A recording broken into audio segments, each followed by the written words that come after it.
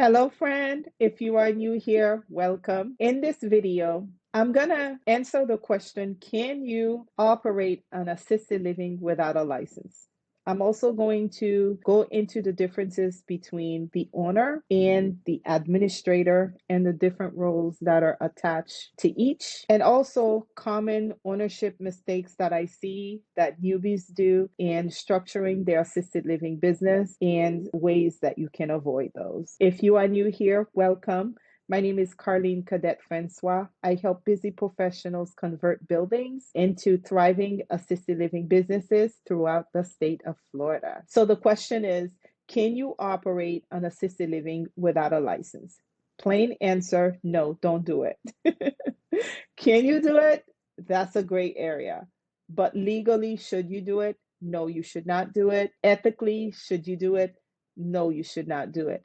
I can't tell you how many times I have heard people reach out to me and they're like, oh, I heard that I can open an assisted living and I can have 3 people in it and I don't need a license. I stick with business structures that have a clear black and white policy and I know how to navigate the waters. I don't go into anything that don't have proper structure and I don't know what is true, what is false, and what is hearsay versus what the policies are. It's probably because of personality trait, but I can tell you that everything that I've succeeded in have been something that is structured. So I thrive in structure, and at least in the beginning phases, when you're trying to create your wealth, you want to be able to get into structures that you know how to protect, how to serve, and what to stay away from. I find, especially for getting into new business structured and you have very limited money to invest in, and you're relying on that investment to begin to change the wealth strategies for yourself and for generations to come. Sometimes I find that I personally don't like to take certain risks, especially with the liabilities that can come with those risks. So owning and operating an assisted living without a license is very dangerous. Don't do it. There are legal consequences that will literally ruin your life, and stay away from doing that. With all of that said, considering you're starting on assisted living that is licensed, these strategies will help you. Making sure that you know the responsibilities of the owner and the administrator. So, for example, you can own an assisted living without being the administrator. That means this is your business. You still have to go through a level 2 background check. There is nothing in the assisted living or group home structures that allows you to own or be involved in that type of business structure without having to do a background check and actually successfully pass it. A level 2 background check. Okay. When in doubt, go and get yourself background checked before you get yourself into the business, especially if you know you have questionable background.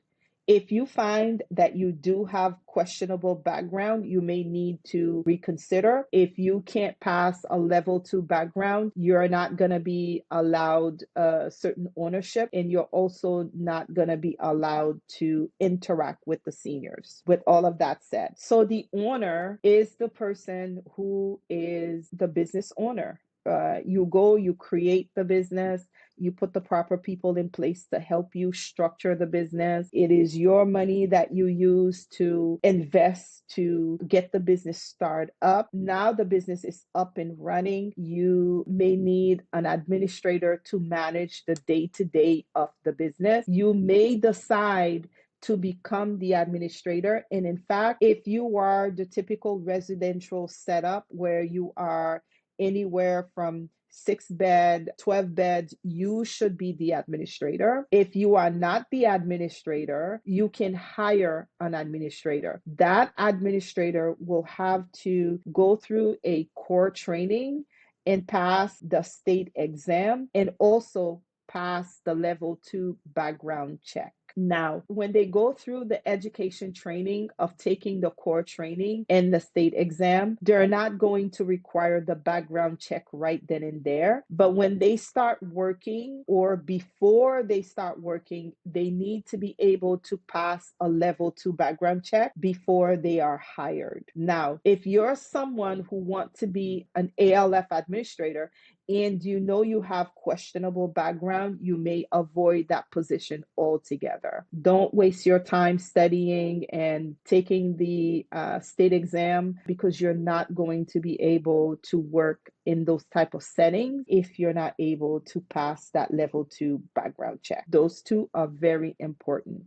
Now, as the business owner, or the owner of the business who decide to hire an administrator, you need to know the job duties of the administrator, and you need to shift your mindset on how you're going to manage the administrator and also the system you will put in place so that this administrator can report to you. Just because you are not the administrator running the day-to-day of the business, go in assessing residents, making sure that 1823 forms are being completed correctly, and also discharging residents, also in communication with family members, the doctors, anyone that comes in to provide services to your seniors at the establishment, and also hiring, firing staff, making sure things are being done accordingly. The administrator is the backbone of the business. And so you don't want to hire the wrong administrator. Inside of the Thriving Circle community, I had one of my ALF owners that was struggling with her administrator. Part of the reasons why she was struggling was because she herself did not know the job duties of the administrator. And so when you don't know what the administrator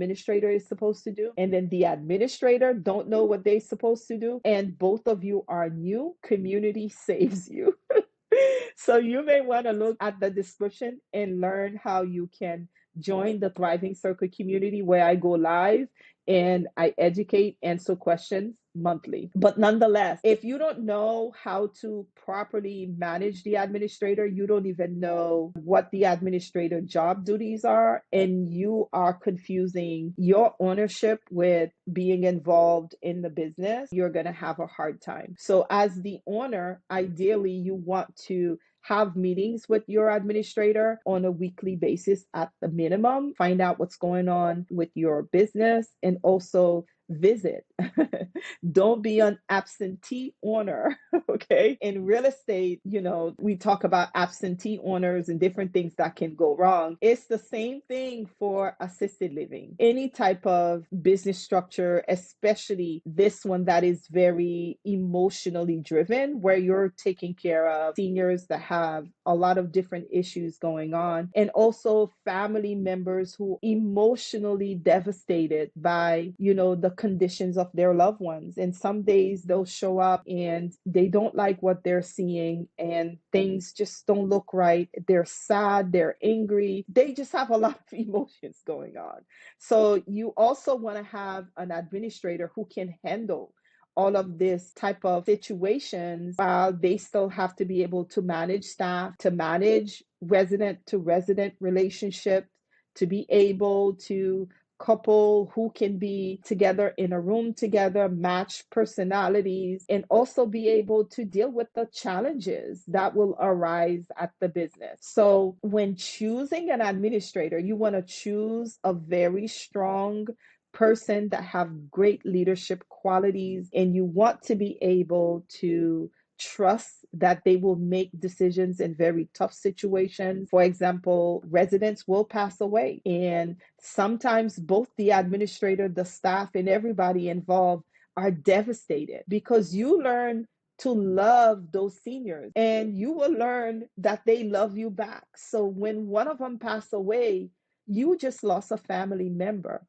So even in situations like this, you have to be able to make the right decisions. There's paperwork that still needs to be done. There's marketing that still needs to be implemented, because now you have an empty bed, and you don't want to confuse the two. You can still grieve while you don't neglect the business aspect of the business. That bed still needs to be filled, because if it is not filled, you're losing money. Yet you are still grieving that person who lived in that bed. In essence, their presence will never really go away. So finding someone who is emotionally sound and will be able to make those decisions is very important. And if that person happens to be you, now you know what to do, right? So there's a difference between the owner and the administrator. The owner is not necessarily the administrator, but can be the administrator. And depending on the relationship scenario, I highly recommend you as the owner also become the administrator,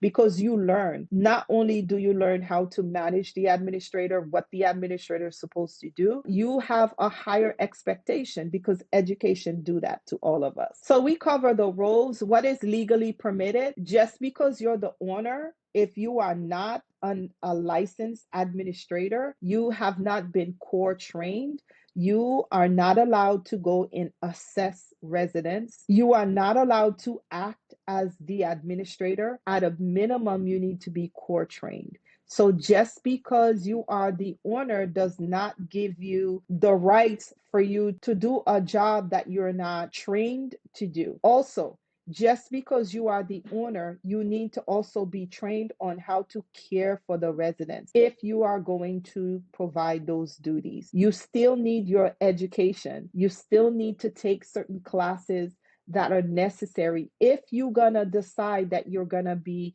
providing hands-on care into the business. Okay, I said a lot here, not to scare you, but to prepare you. Most common mistakes that I see aspiring owners do coming into the business, they don't know who's going to do what. They stall to make decisions. They can get so nervous with making this big step that they fall into like a research, never ending research loop. And those are very difficult and very legitimate areas to be. And having the wrong business partnership, not knowing who is responsible for what, and not knowing what the business really is. Yes, you're gonna make money, and a lot of people come in and money is forefront. You will make money, but if you don't do the right things, you're not going to make money.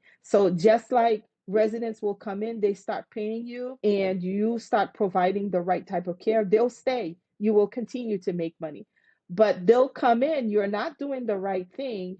And the ALF world is a lot smaller than we realize. It's huge, but small, if you know what I mean. For example, I will tell you, when I manage certain people who visit, whether they were from the fire department for my fire safety inspection, they will tell me about other ALFs that if they knew people that were going there, they would tell them not to go there. Placement agents will tell me that certain ALFs, they won't even make that phone call to even present them the opportunity of getting this client that they have, because they are embarrassed and afraid to send their reputation into that structure. Also, paramedic, they'll come in and they'll tell you the same things. And then when you find, even at a worst case scenario, when a resident falls and you send them to the hospital, those paramedics will tell you horror stories. When you get to the hospital, the nurses, they all know about certain ALFs that are just terrible. Do you see my point? Do you see my point? It's a big ALF world, but it's really very small. Do the right thing. Reputation goes a long way. Know that everybody is watching you. Everybody is watching the type of environment that you have. And if you want to succeed in this business, you're required to do the right thing. Anyways, so if you plan to open an ALF, if you've already established an ALF and you are struggling because perhaps you help yourself get your license, you didn't know that all of these things needed to go into business structure, that mindset structure, that system structure, reputation, marketing, and all of those things, I invite you to put yourself into an environment where you can find like-minded people. You can talk about some of the things that they are doing that is working for them. You can begin to have community, because the truth of it all, you deserve to have a thriving ALF where you're providing thriving services to your seniors who will thrive. And also, you deserve to make good money doing it. You deserve to have your ideal lifestyle doing it. All in all, you're creating a business that is saving everyone pain, suffering, and when everyone can thrive and everyone can feel like this business is a blessing. It is beyond what you could think of, the level of reward that it brings. Okay, so I want you to thrive. I want you to succeed. This is why I do these videos. So if you have any other topics that you want me to cover, please drop them in the description. I'm looking forward to reading them.